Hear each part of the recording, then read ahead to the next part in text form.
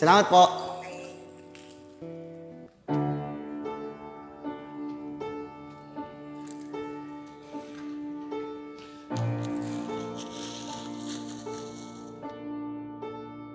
Mga tol, totoo ba yung sinasabi nyo? Oo naman, tol. Totoo yung sinasabi namin na magbabago na kami. Kaya nga, tol, promise, babago na talaga kami. O tol, inom ka muna. Tol, Sige, tol. gawin mo na.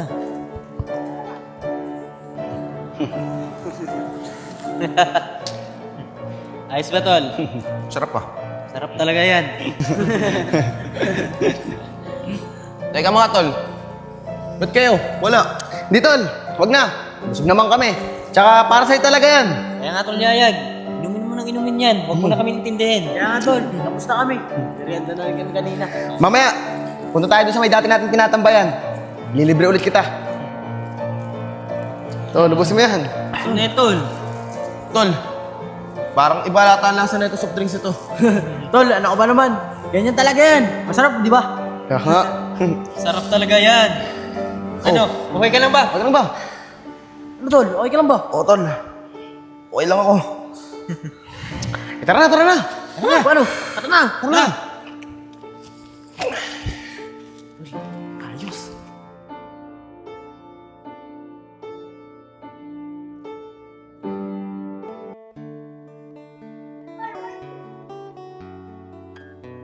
Mahal, sana yung tatayo nating negosyo, tangkilikin ng tao.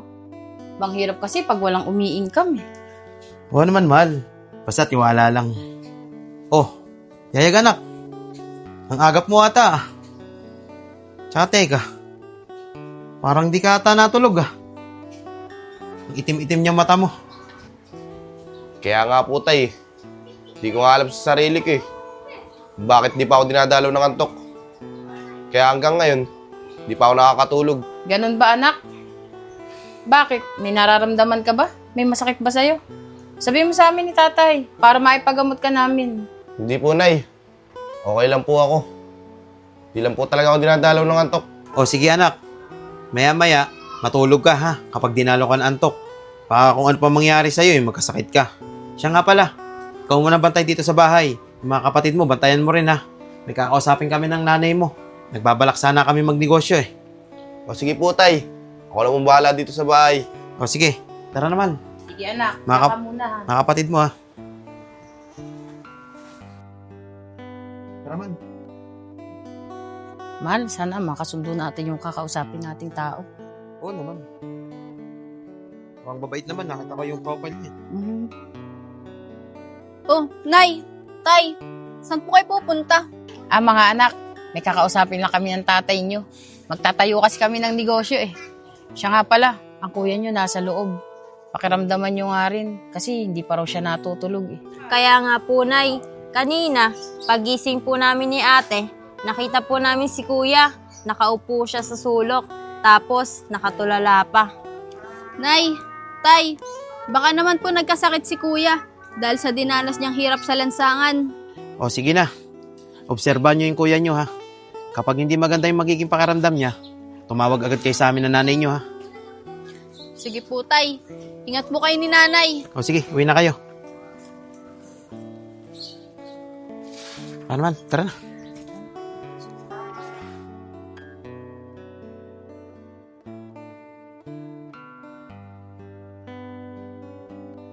Kuya, okay ka lang ba?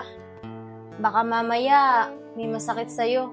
Huwag ka mayang magsabi sa amin, ha? Kaya nga, Kuya, dahil hindi rin biro yung dinanas mo sa lansangan. Kaya kung may nararamdaman ka, magsabi ka lang sa amin ni Mary Joy. Mga kapatid, okay lang ako. Huwag niyo akong alalanin. Pero maraming salamat pa rin ha. At inaalala niyo si Kuya. Siya nga pala, nakasalubong niyo ba si nanay at si tatay? Kaalis lang nila. Oo, Kuya. Nakasalubong namin si nanay at si tatay. May kakausapin daw silang tao dahil magtatayo daw sila ng negosyo.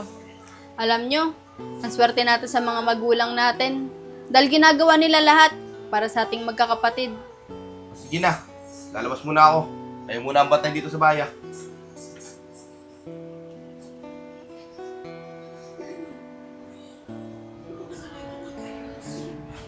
Mary Joy, off mo nga muna yung TV. Sasabihin lang ako sa'yo.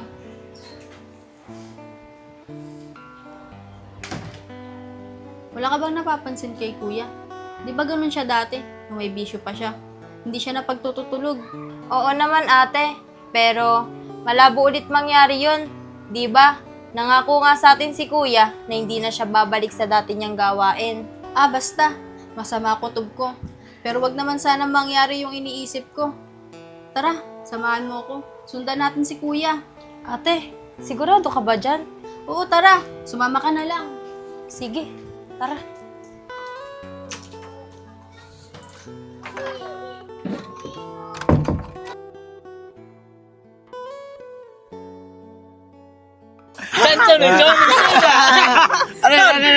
Tingnan mo tuloy. Natalo na ako tol. Tara. Sige tol, dala ka na. Dala ka din.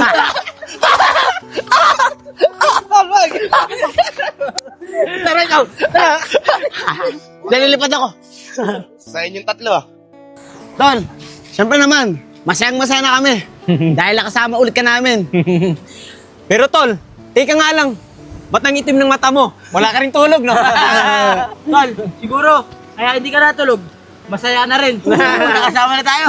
Oo, Tol Oscar. Tama ka. Masaya nga rin ako. Dahil alam ko, magbabago na rin kayo, katulad ko. Oo, tol. Magbabago. Magbabago tayo lahat.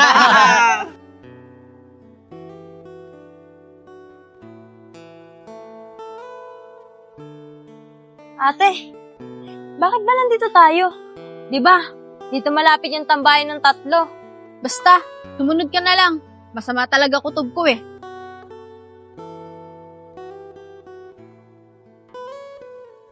Mary Joy, si kuya oh. Sabi na nga ba masama na naman niya yung tatlong yun. Kaya nga no, bakit kasama na naman niya yung tatlong yun? Eh di ba, nangako na sa atin si kuya. Kaya nga di ko rin alam dun. Tara, tago po na tayo dito.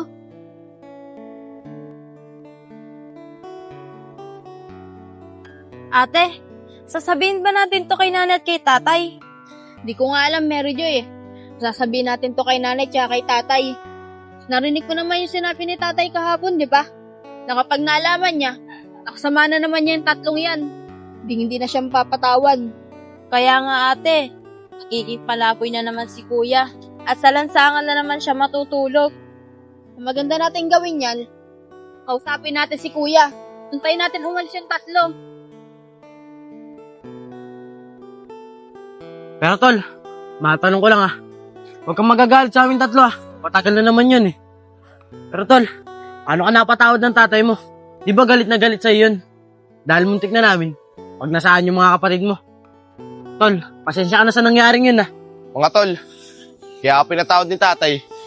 Dumating kasi ang nanay ko, galing ibang bansa. At siya ang nakiusap para patawarin ako ni tatay. Kaya mga tol, sinabi ko sa sarili ko, magbabago na ako. At hindi ko nasasayangin yung tiwala sa ni tatay. Mga tol, nakauwi na pala yung nanay ni Yayag Galing ibang bansa. Siguro tol Yayag, marami kang pera Ano ka ba naman, Oscar? Pera agad yung hinanap mo pa Yayag. Pero tol, maganda yung gagawin mo. Ipakita mo sa tatay mo na magpapago ka na. Maraming salamat, Talin. Huwag kayong mag-alala. Pag binigyan ako ng pera ng nanay ko, kakain tayo. Libre ko. Paano mga tol? Dito na ako. Sige tol, mag-iingat ka.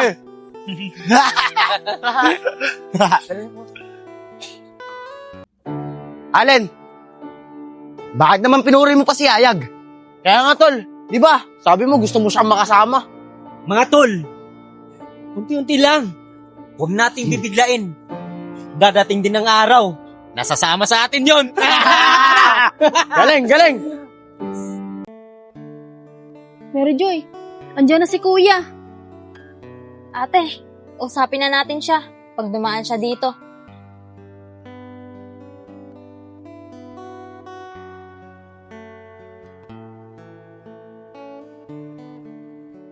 Kuya! Marjoy! Marjel!